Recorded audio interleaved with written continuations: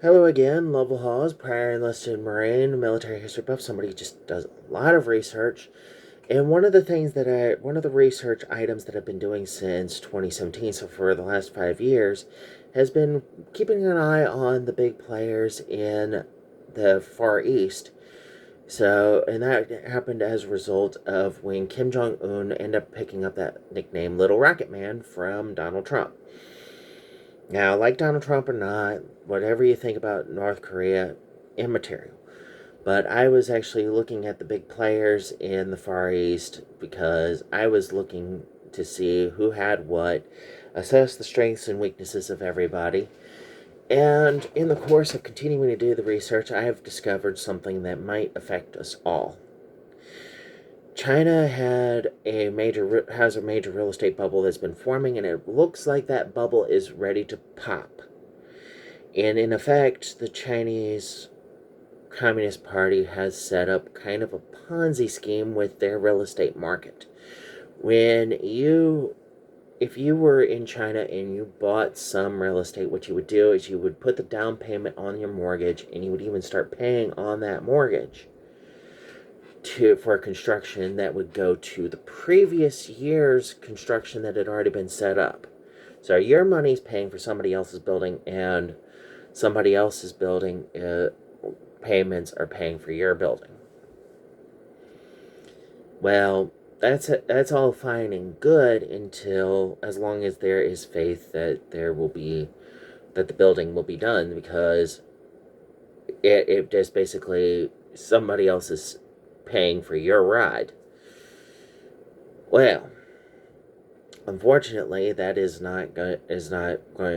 coming to a head, and it is going to come to a head in a very big way. They have hundreds of millions more buildings than they do as far as demand requires, as far as actual people needing for occupation, because a lot of these have been set up in speculative markets. They've even built some of these places in places where there's nothing really there, because they're believing that there will be a demand there, that somebody will come in and build up industry and commercial around it, basically build the city around the residential stuff in order to actually, as a result, the actual value of the residences will improve. And part of that is what used to be the one child policy in China actually made it so that way, in order for a guy to be considered marriable material, he had to at least be a homeowner. And often the entire family would work together to make this happen for that one guy. And many of these guys have two or even three homes, and that's because there's a lot more guys than there are gals. Because a lot of the family names did not need, a lot of the people who found out they were going to have a girl would abort these girls before they were even born in many cases, in order to keep the family names going, because of the China's one child policy. China would actually enforce if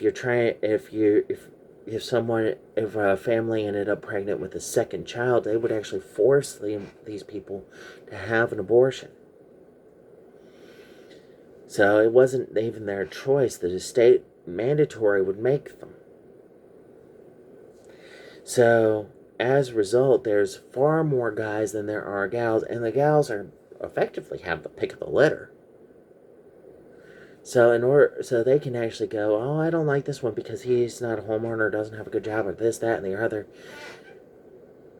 And so they have to have one house at least, but two or three houses makes them even more attractive, because now they have more prospects.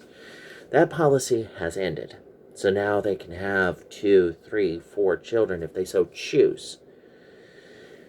So now the number of girls that are going to come of childbearing age has increased, and it's going to take a while for that to come to a thing. Simultaneously, there's also been a financial crisis where 6 of the major banks in China have basically had the same kind of bank run that happened. That was part of the major craziness that started the Great Depression here in the United States in the 30s. So at the same time,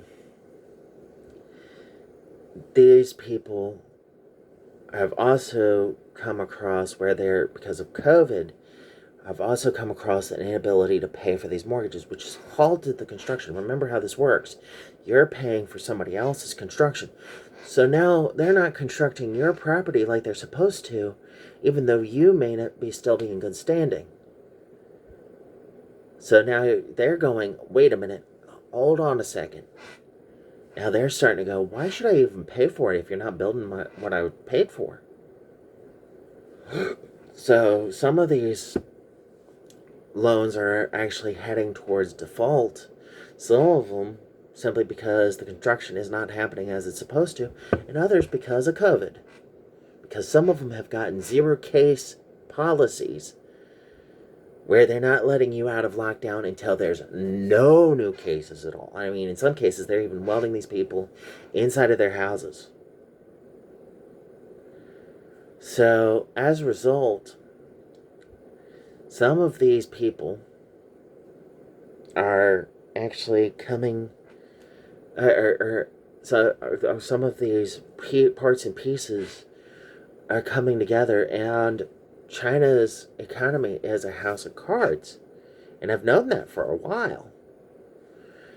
So it is supposed to be coming to head. Some of these loans are going for default and are going to hit default within a month.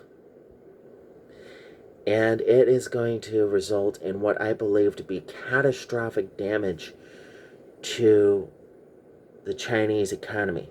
Real estate accounts for 30% of their economy. 30. Okay?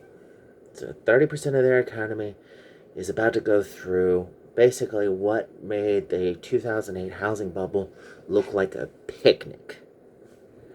Now remember how bad that was here in the States, and it's about to be a whole lot worse, and they are the number 2 economy in the world. Now there is already talk of what the repercussions of that are going to be here stateside. So I haven't figured out what all the repercussions are going to be yet myself.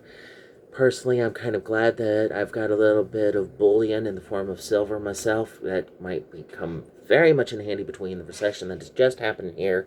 Sorry, Joe Biden, it is a recession. And what's about to happen in China, which is going to be very, very nasty. It's going to have some nasty repercussions. It makes me think that my silver is going to become very, very valuable very soon. So, now, that being said, look into it for yourselves. Be advised, I'm not a financial advisor in any way. I am just warning you. Take precautions, do your own research, take cover, and that way it may not hurt you so badly going forward. I have been Lovell. All of you have been watching my videos, have been awesome, and I hope you continue to have a good day.